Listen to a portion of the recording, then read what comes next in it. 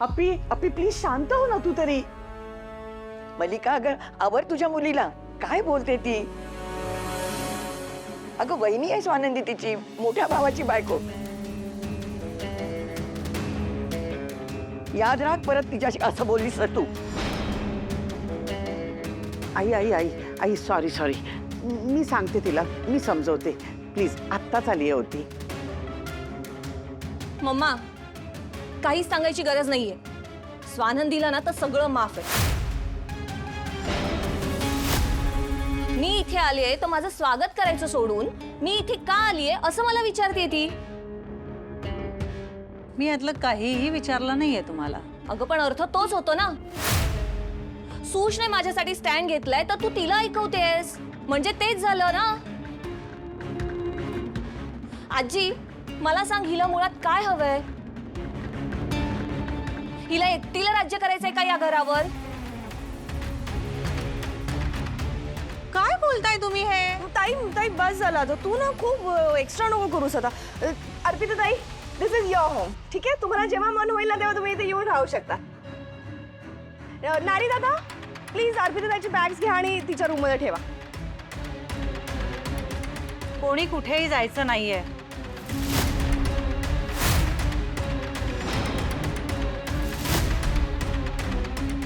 Bag तिथेच राहू दे.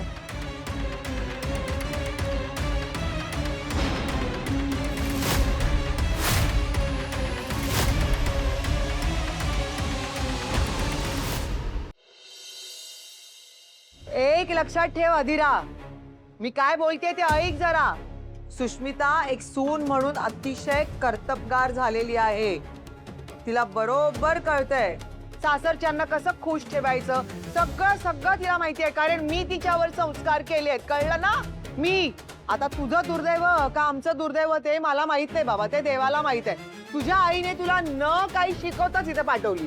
म्हणून तर मी म्हणते ना, सुष्मिता ही संस्कारित आहे आणि ती आपल्या जबाबदाऱ्या चांगल्या पार पाडते, म्हणून सुष्मिता इज दी बेस्ट. आई ऐका ना, तुमच्या त्या सुष्मिताचे पास्ट मिस्टेक्स उकरून काढायला लावू नका मला. तू काही बोललीस तरी हरकत नाही, का पाहिजे ते बोल. तरी मी म्हणेन सुष्मिता इज दी बेस्ट. ती लाख पटीनं चांगली आहे तुझ्यापेक्षा. असेल ना, मी नाहीच म्हणत नाहीये. काय बोलतेस का तू सारखं सारखं? आणि तुलना काय करत असतेस तू? काल समररावांची आणि अंशुमनची तुलना केलीस, आज आधिरा आणि सुष्मिताची तुलना करतेस. का करतेस तू तुलना? प्रत्येक व्यक्तीचं व्यक्तिमत्व वेगळं, स्वभाव वेगळा. प्रत्येकाला एकाच चष्म्यातून बघणं हा मूर्खपणा आहे. त्यात आधिरा आणि सुष्मिताची तुलना तर तू करूच नकोस. तोंडावर पडशील. आले तारणार आले सुनेचे. आजारात उठले आप्पा कुठे बरे होतात, पण नाही सुनेची वकिली करायला मागे नाही असला. काय चाललंय तुमचं सकाळ सकाळ? अरे काय चाललंय म्हणून काय विचारतोस? तुझ्या आईचा अविचारीपणा, दुसरं काय? प्लीज आता हे भांडणांना थांबवा. किती दिवस आपण याच टॉपिक वर भांडत राहणार होते या घरात? रोहन रोहन रोहन ऐक ना, मी भांडणाला सुरुवात केली नाही. मी फक्त एवढंच म्हटलं अधिरा, सुष्मिता एवढी कर्तबगार नाहीये. सुष्मिता एवढा तिनं काही जबाबदाऱ्या उचलल्या नाही. एका अर्थी बरंच झालं, सुष्मिताला अधिकार मिळाले सगळे घराचे. मी खुश आहे, खूप खुश आहे. तू असशील ग, पण मी अजिबात खुश नाहीये. कारण ज्या पद्धतीनं सुष्मितानं हे अधिकार मिळवलेत ना, त्याचं मी समर्थन करू शकत नाही आणि करणारही नाही. हो, आणि मी पण नाही. मी तर अजिबातच नाही. काय काय काय खुपतं काय तुम्हाला? काय खुपतं तुम्हाला सुष्मिताचं? चुप बसा तुम्ही दोघं जण, आता मला बोलू दे. केवढी लहान मुलगी आहे आपली, पण तिने केवढी मोठी जबाबदारी आपल्या अंगावर घेतली आहे. त्याचं कौतुक नाहीये तुम्हाला लोकांना कोणाला? काय झालं तुम्हाला? तिने काय घोडं काय मारलंय तुमचं? सुष्मिताच्या अर्ध्या पटीनं जरी जबाबदारी हिने घेतली असती ना आपल्या संसाराची, सोनं झालं असतं हिच्या आयुष्याचं. माझी काळजी मिटली असती या घराची आणि मी तीर्थयात्रेला जायला मोकळी झाले असते. तुला तीर्थयात्रेला जायचंय? हो, जा ना मग, आत्ताच जा. तुला कोणीही अडवणार नाही, पण माझ्या सुनेवर बोट उचलायचं नाही. पण तुला ते दिसत नाही, हा दोष तुझ्या नजरेचा आहे.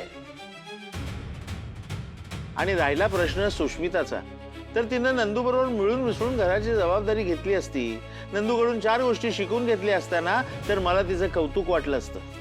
पण तिनं जे काही केलंय ना त्याला अधिकार मिळवणं नाही, अधिकार ओरबाडून घेणं असं म्हणतात. हा, बघा बघा बघा, ऐकलं ऐकलं, आत्ता खरं बाहेर आलं की नाही, पोटातलं ओठावर आलं की नाही. आत्ता मला कळलं, तुमच्या मुलीच्या हातून अधिकार काढून घेतले ना, हे खूपतंय तुम्हाला. बरोबर बोलते की नाही मी? बरोबर बोलते ना? खोटं नाही ना बोलत आहे, बरोबर बोलते ना मी? बोला बोला बोला.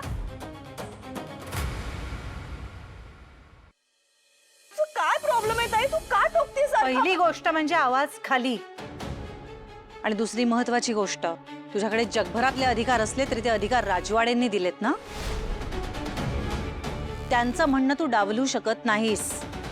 त्याच्या अधिकारांच्या जीवावर मनमानी चालू आहे ना तुझी, ते काढून घ्यायला 1 मिनिटही लागणार नाही. स्वानंदी प्लीज,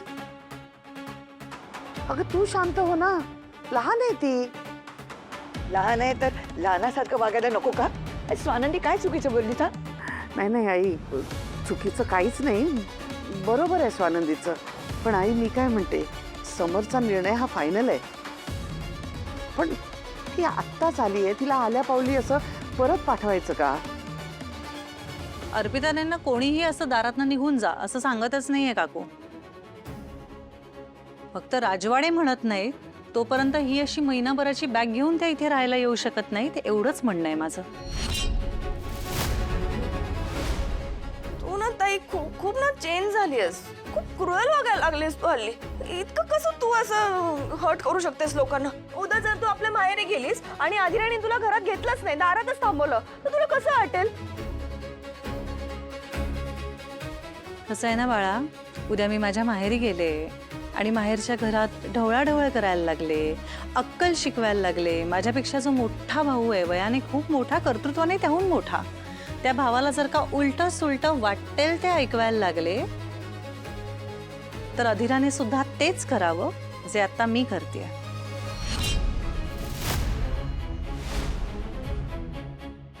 मुळात आपलं एक आयुष्य असतं, ते आयुष्य सोडून दुसऱ्यांच्या आयुष्यात येऊन ढवळाढवळ करणं हे चुकीचंच आहे. त्यामुळे जर उद्या मी अशी वागायला लागले तर हो, अधिराने मला थांबवलं पाहिजे घरात येण्यापासून. कारण आज ती त्या घरात तिचं माहेर सोडून आली आहे की नाही, आपल्या घरात गेली आहे ती, आणि ती सगळं ऍडजस्ट करतेय, त्यामुळे तिला तो अधिकार आहे. आता त्यात जाऊन तिच्या आत्ताच्या हक्काच्या घरात मी गेले आणि तिला त्रास होईल असं वागायला लागले तर मग त्या बिचारीने कुठे जायचं सांग बरं मला. आणि अर्थात मी असं काही नाही करणार अगं, कारण मला माझ्या जबाबदाऱ्या माहिती आहेत आणि या घरातली माणसं चांगली आहेत हेही माहिती आहे. मुळात सुश, आपण ज्या घरी जातो ना सासरी, ते सासर छान असेल, तिथली माणसं आपल्याला समजून घेत असतील, आपला नवरा खूप अंडरस्टँडिंग असेल, आपल्या अपरोक्ष काहीही कंप्लेन न करता आपल्या बाळाला सांभाळत असेल, तर इतकं चांगलं अंडरस्टँडिंग सासर असताना मुलीने असं महिनाभरासाठी माहेरी येऊन राहणं हे चुकीचं असतं ग. आज कसं तू इतक्या जबाबदारीने वागतेस की नाही, हे घर तुझं हे समजून, तसं वागायला हवं, एवढंच माझं म्हणणं आहे. मी जाते का आपल्या आईबाबांकडे? नाही की नाही, तू पण आहेस ना इथे, तेवढंच बोलते मी, त्याच्या पलीकडे काहीच नाही बोलत आहे.